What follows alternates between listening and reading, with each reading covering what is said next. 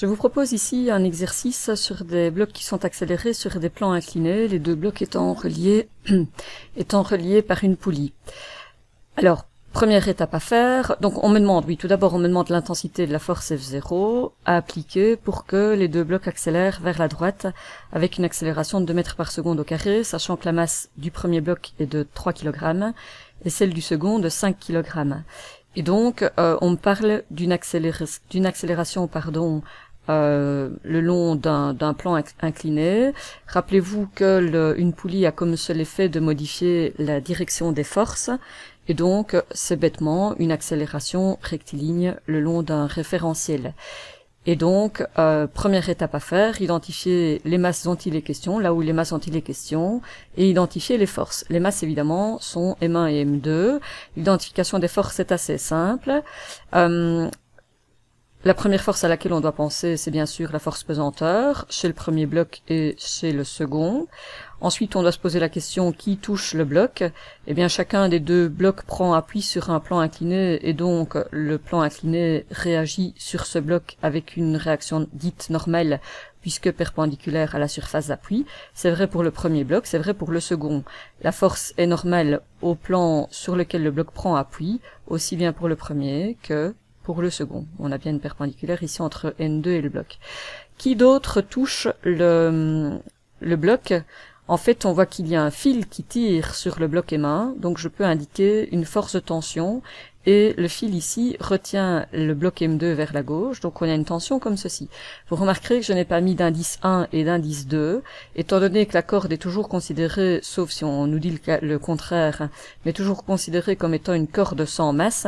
Partout dans ce câble tendu, la tension y est la même, et donc indiquer T1 et T2 compliquerait inutilement le problème, puisque j'aurais l'impression d'avoir deux inconnus, alors qu'en réalité, je n'en ai qu'une, l'intensité, ou en tout cas la norme de ce vecteur-ci est exactement la même que celle-ci. Ensuite, on parle dans l'énoncé d'un coefficient de friction ou de frottement cinétique. Autrement dit, il faut considérer les frottements dans cet énoncé. Et comme le déplacement, le glissement se fait vers la droite, donc ici pour le bloc M2 à l'horizontale vers la droite, la force de frottement cinétique sur le bloc 2 sera à l'horizontale et vers la gauche. Le bloc M1 monte le plan incliné vers la droite, la force de frottement cinétique descendra le plan incliné vers la gauche, puisque ces forces de frottement ont toujours la direction du déplacement et le sens opposé au déplacement. Alors, quand on a fait ceci, qui d'autre touche les blocs? Personne. Le bloc était juste en contact avec le plan et avec la corde, et puis il y avait ces petits bras électriques imaginaires qui sont les forces de frottement qui perturbent les mouvements des blocs quand ils ont tendance à glisser sur un plan. Donc toutes les forces sont identifiées. Il faut maintenant toujours poser son référentiel de façon judicieuse.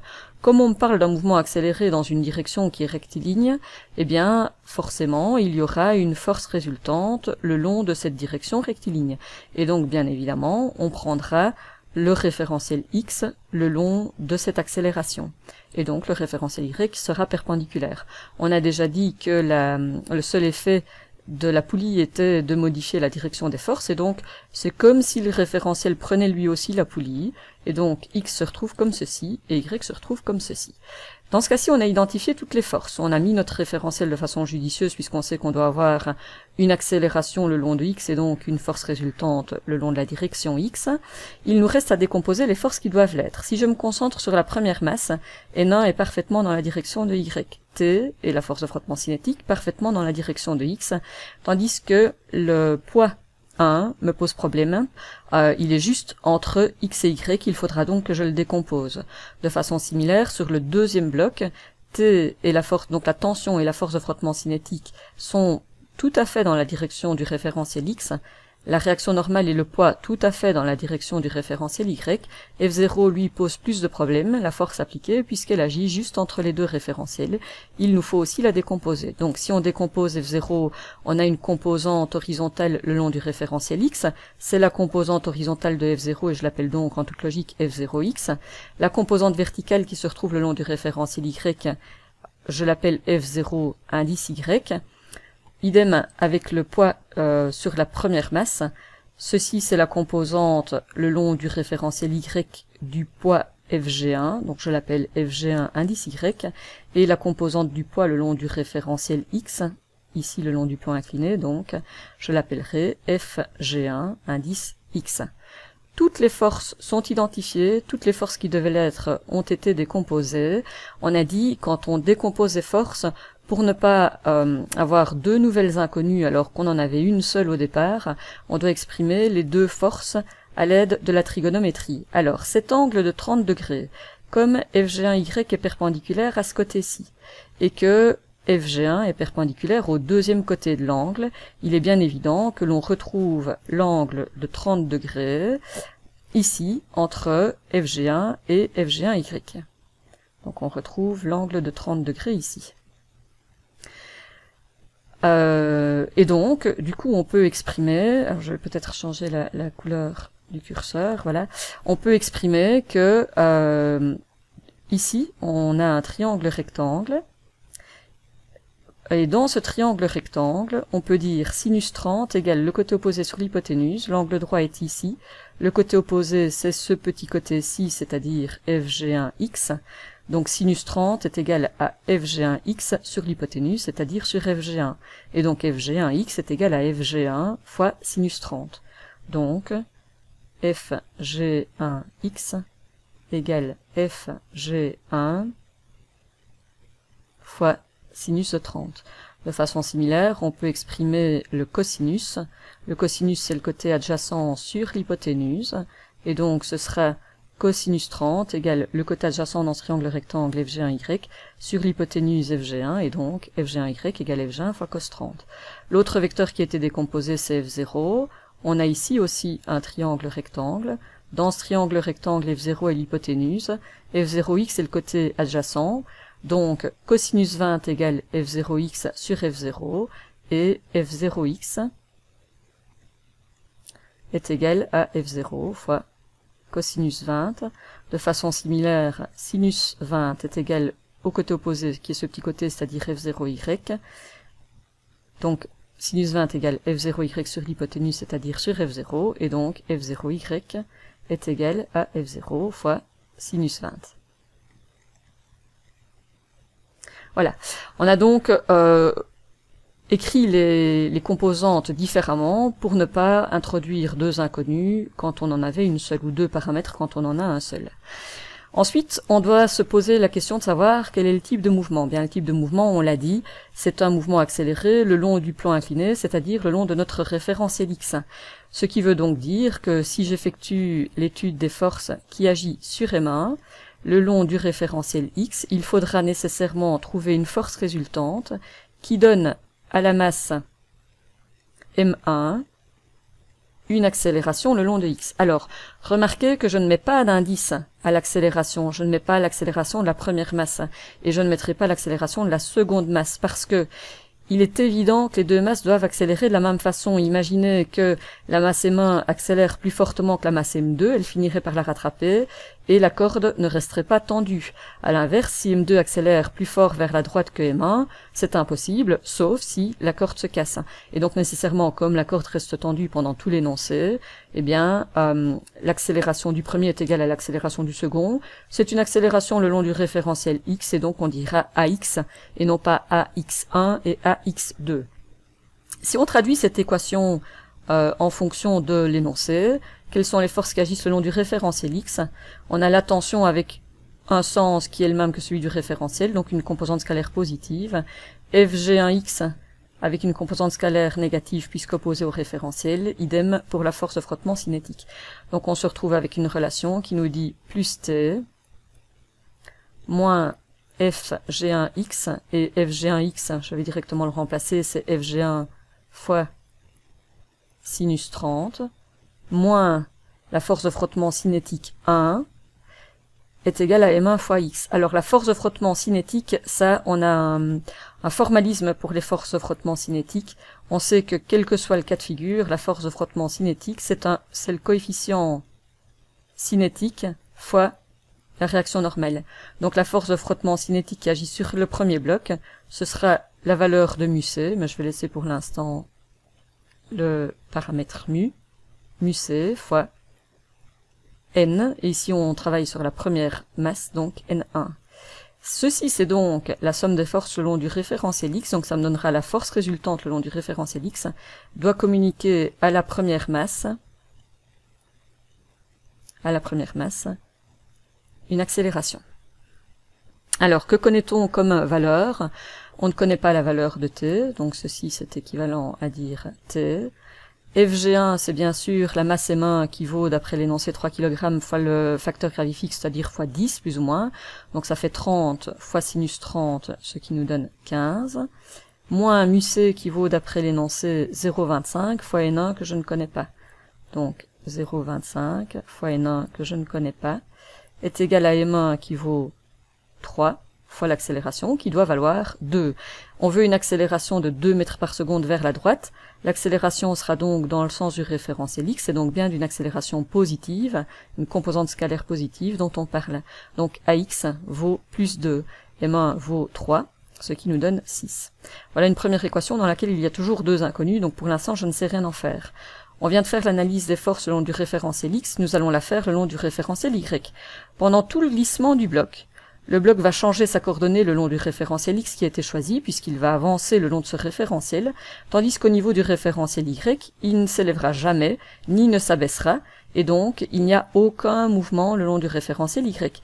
Puisqu'il n'y a aucun mouvement et qu'il ne se passe rien de particulier le long du référentiel Y, c'est bêtement un mouvement rectiligne uniformément accéléré dont il est question, eh bien on peut exprimer que la somme des forces le long du référentiel Y est égale à 0, puisqu'il n'y a pas de mouvement le long du référentiel Y. Et donc, cette force résultante le long du référentiel Y, c'est N1, qui est dans le sens du référentiel, donc plus N1, et uniquement une autre force le long du référentiel Y, Fg1Y, qui est une composante scalaire négative puisque opposée au référentiel Y, donc moins Fg1Y, je remplace directement par Fg1 fois cos 30. On sait que Fg1 c'est M1 qui vaut 3 fois le facteur gravifique qui vaut 10, donc Fg1 vaut 30, et donc on se retrouve avec 30 fois cos 30. Donc moins 30 fois cos 30, ce qui doit valoir 0. Et donc, on peut directement tirer la valeur de N1. N1 vaut 30 fois cos 30, ce qui vaut 26 newtons. Donc on sait que N1 vaut 26 newtons. Du coup, on a trouvé une de nos deux inconnues.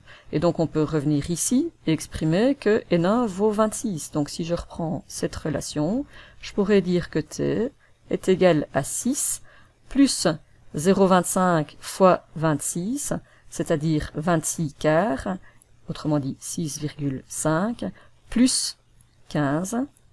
Et on trouve donc directement dans le cas de cet énoncé la valeur de la tension qui vaut 27,5 newtons. Donc on a déjà trouvé une première information qui est la valeur de la tension dans la corde. On a fait toutes les analyses de force sur la première masse. On va maintenant procéder de façon tout à fait similaire sur la deuxième masse. Pour cette deuxième masse, c'est le même topo. Le long du référentiel X, on sait que c'est un mouvement rectiligne uniformément accéléré, et que donc, puisqu'on a un MRUA le long de ce référentiel X, il faut avoir une force résultante le long de ce référentiel, qui va communiquer à la masse M2 une accélération le long du référentiel. Je rappelle que je ne mets pas d'indice 2, puisque les deux accélérations doivent être les mêmes. Si on traduit ça dans le cadre de cet énoncé, ça nous donne, le long du référentiel X, sur la masse M2, on a F0X, qui est donné par F0 fois cos 20, mais on ne connaît pas la valeur de F0. L'énoncé nous demande de la trouver. On a la tension qui agit vers l'arrière, à l'opposé du référentiel X, donc il y a une composante scalaire négative, donc moins la valeur de T, qui est déjà connue, puisque la tension est la même partout dans la corde, on l'a dit en début d'énoncé. Et puis on a moins la force de frottement cinétique. On peut toujours utiliser ce formalisme-ci. La force de frottement cinétique, c'est donc le coefficient de frottement, qui est le même pour les deux parois, fois la réaction normale du bloc, c'est-à-dire fois N2, et je ne connais pas la valeur de N2. Ceci correspond donc à la somme des forces le long du référentiel X, c'est-à-dire la force résultante le long de ce référentiel, qui doit communiquer à la masse M2 qui vaut, d'après l'énoncé, 5 kg, une accélération vers la droite, donc qui a une composante scalaire positive de 2 mètres par seconde au carré. Donc ceci doit valoir 10. Si on prend un peu de recul par rapport à cette cette équation, on a f0 qui est une inconnue, n2 qui en est une autre, donc on ne sait rien faire pour l'instant avec cette équation. On observe alors ce qui se passe le long du référentiel y. On a dit le long du référentiel y, il n'y a aucun mouvement, puisque quand le bloc va glisser ici le long, enfin il glisse le long du plan, donc il ne se soulève pas et ne peut pas s'enfoncer dans le plan. Autrement dit, pas de mouvement le long du référentiel y, pas d'accélération bien sûr. Il faut que la somme des forces soit égale à 0. Ce qui se traduit dans le cadre de cet énoncé par quelles sont les forces le long du référentiel y. On a choisi un référentiel y vertical vers le haut. On a f0y qui aura une composante scalaire positive puisque vers le haut également. N2 qui agit avec f0y vers le haut, composante scalaire positive. Et la force poids qui agit vers le bas qui elle possédera une composante scalaire négative. Ce qui nous donne donc plus f0y, c'est-à-dire plus f0 fois sinus de 20 degrés, plus n2, dont je ne connais pas la valeur, moins la force poids G2, et c'est m2 fois le facteur gravifique, c'est-à-dire 5 fois 10, 50, doit être égal à 0. Dans cette équation, je me retrouve avec deux inconnus également, f0 et n2, ce sont les deux mêmes inconnus qu'ici au-dessus, on se retrouve donc avec un système mathématique de deux équations à deux inconnus à résoudre. Et donc on peut par exemple choisir d'isoler n2 et de l'injecter dans cette équation-ci. Et donc on peut dire, donc c'est une façon de faire mais il y en a plusieurs, n2 est égal à 50 moins f0 fois sinus de 20 degrés, et donc, en réécrivant cette première relation, je peux dire que f0 fois cos 20 moins 27,5 moins 0,25 fois n2, c'est-à-dire fois 50 moins f0 sinus 20, on a bien trouvé n2 égale 50 moins f0 sinus 20, donc je remplace n2 par cette valeur-là, doit valoir 10. Alors quelle bestiole mathématique a-t-on sous les yeux maintenant? Il y a plusieurs, donc c'est une équation, plusieurs termes dans l'équation, la seule inconnue, c'est f0. Et donc en distribuant la parenthèse, on obtient f0 fois cosinus 20 moins 27,5, moins 0,25 fois 50, c'est-à-dire moins 25, moins par moins, ce qui donne plus 0,25 fois sinus 20 fois f0 est égal à 10. Il nous reste donc à mettre tous les termes qui concernent f0 ensemble et à mettre f0 en évidence. On obtient donc ceci est égal à 10 qui est déjà du bon côté, le moins 25 passe de l'autre côté, ainsi que le moins 27,5. La somme de ces trois termes vaut 62,5, et donc on tirera facilement la valeur de f0, qui vaut alors 62,5 divisé par cosinus 20 plus 0,25 fois sinus 20. Et ceci vaut 61 newtons. Et voilà, l'énoncé est terminé. Je vous souhaite un bon travail. À bientôt.